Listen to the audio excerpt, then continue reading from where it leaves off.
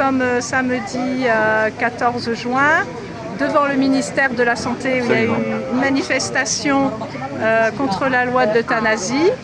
Alors, écoute, tu vas te présenter, tu as beaucoup de choses à dire. Si tu veux dire aussi 2 mots sur la manifestation et pourquoi tu as été présent. Oui, alors je m'appelle Mathieu Goyer, donc je suis un jeune de 23 ans qui milite au parti d'Alain Escada, le parti Civitas International, qui est un mouvement qui avait dissous Gérald Darmanin pour des motifs bien ridicules, parce qu'on est des catholiques et ça déplaît dans cette république maçonnique. Voilà, donc nous avons créé Civitas International pour vraiment défendre dans le monde entier la chrétienté et la foi face au mondialisme et au satanisme. Et donc aujourd'hui, il fallait être présent pour dénoncer l'euthanasie. Partout où il y a des gens qui organisent des rassemblements et des veillées de prière ou quel que soit le motif pour dénoncer ce projet de loi mortifère, il faut être là. C'est-à-dire que nous vivons dans une époque de mensonges où il n'y a que la mort des faibles qu'on tue. Ça a commencé déjà par l'avortement et ça continue aujourd'hui avec l'euthanasie, qu'il faut rappeler qui est un projet de loi maçonnique, parce que je vous renvoie au discours de la Grande Loge de Macron qui a remercié la fraternelle pour ce discours. Donc voilà, comme nous vivons dans un empire satanique, du coup on nous vend que du mensonge, on va nous faire croire que c'est pour notre bien, c'est parce qu'il y a papy qui a des problèmes de santé, donc il faut le tuer. Mais non, on devrait encourager la santé, on devrait donner des moyens à des hôpitaux plutôt qu'enlever tout ça, parce que les gens ils seront contents de toucher l'héritage, de toucher le pognon, et c'est pas normal tout ça. C'est pas normal, on devrait défendre la vie, et il n'y a que ça. Donc nous, en tant que catholiques, nous demandons la prière, nous demandons le jeûne, nous demandons aussi des actes de pénitence. Le jeûne, c'est-à-dire ne pas manger, c'est ça? Voilà, par pénitence, vraiment le faire, mais par esprit de pénitence, en sacrifice pour demander pardon au Seigneur, qui se fait encore une fois crucifié à nouveau par ce problème. C'est pas normal de tolérer tout ça. Et par cette loi, voilà. Exactement. Ok. Alors toi, tu as une action bien précise. Tu fais des conférences. Oui. Alors tu peux nous expliquer un peu ton action? Alors justement, donc après la dissolution de Civitas, j'ai créé une association qui s'appelle l'Association Sainte-Geneviève Paris, que vous pouvez retrouver facilement sur les réseaux sociaux. Et on va préciser quand même que c'est la patronne de Paris. Exactement, voilà. Sainte-Geneviève, patronne de Paris, qui a su sauver par sa foi, c'est par la foi qu'on sauve la France ou le monde entier. Donc elle a su le faire, notamment à son époque, en dégageant les Huns qui ne sont pas venus. Et donc j'ai créé une association vraiment enracinée localement à Paris, qui s'appelle l'Association Sainte-Geneviève Paris. Et nous organisons régulièrement des conférences tous les mois. Ça va à la fois du Bruno Gollnisch, à du Marion Sigaud, à du Pierre Hillard, du Alain Escada. Et là, nous allons recevoir justement le 28 juin, pour ceux que ça intéresse, Claude Meunier-Berthelot qui va nous parler de la révolution scolaire qui programme la destruction de l'identité française. Voilà, donc venez nombreux si vous êtes les bienvenus.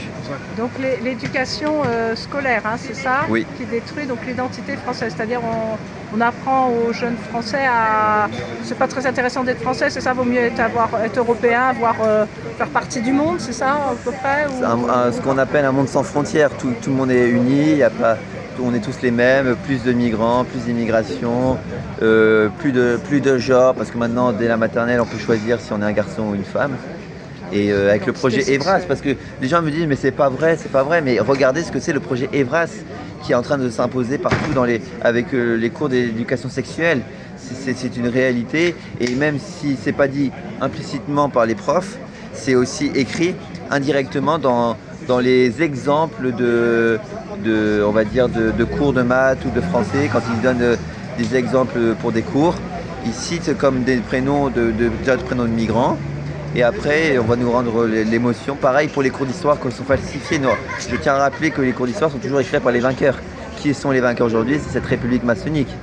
Donc c'est pour ça qu'on tape sur tous les grands héros de la France, qu'on fait passer pour les rois de France pour des méchants, alors que c'est eux qui ont fait la grandeur de la France. C'est pas aujourd'hui nos chers présidents qui font la grandeur, parce qu'ils sont en train de la ruiner, l'économie. La France qui était admirée par tous, elle est aujourd'hui ridiculisée dans le monde entier. Donc il faut se poser les bonnes questions, où est le problème, où est le mal? Voilà. Parce que ne pas oublier qu'aujourd'hui c'est l'empire du mensonge et du mal qui nous dirige. Alors quand on va refaire le monde, quand les satanistes auront peut-être quitté le pouvoir, il faut espérer, toi tu serais pour le rétablissement des frontières, mais pourtant dans l'évangile, le Christ dit je suis étranger, je crois, et vous m'avez ignoré.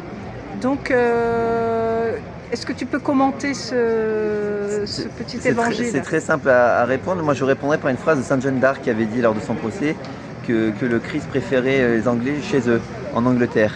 Donc, en fait, si le bon Dieu a créé des cultures, si le bon Dieu a permis aussi qu'il y ait des couleurs de peau, c'est déjà parce que chaque couleur de peau doit être adaptée à un climat. Et surtout parce que nous ne pouvons pas tous s'assimiler, nous ne pouvons pas accueillir tout le monde. C'est pas que nous ne le voulons pas, c'est simplement que nous n'avons pas les moyens. Tant qu'il y aura, parce qu'il faut défendre la vraie charité, tant qu'il y aura des Français à la rue, vivant dans la rue, tant qu'il y aura des étudiants en train de faire la queue pour la soupe populaire même des retraités qui n'arrivent pas à finir la fin de mois ou des agriculteurs qui ont le couteau sous la gorge, je pense que c'est ça qu'il faudrait défendre d'abord, avant de parler d'accueillir la misère du monde. Oui, mais d'abord réglons nos problèmes et après on verra s'il y a les autres, on peut. Mais on ne peut pas faire tout le monde. Il faut faire les choses chronologiquement. C'est comme si on a une famille à nourrir, mais on va dire, j'ai le voisin à 10 km chez moi que je vais nourrir avant de nourrir mes enfants. Les gens vont dire c'est ridicule, c'est pas logique. Eh ben, faisons les choses dans l'ordre. Alors toi qui sais beaucoup de choses, justement, des gens migrent en France pour fuir la misère de chez eux, mais cette misère, est-ce une fatalité ou elle n'aurait pas été voulue peut-être par notre ennemi Satan?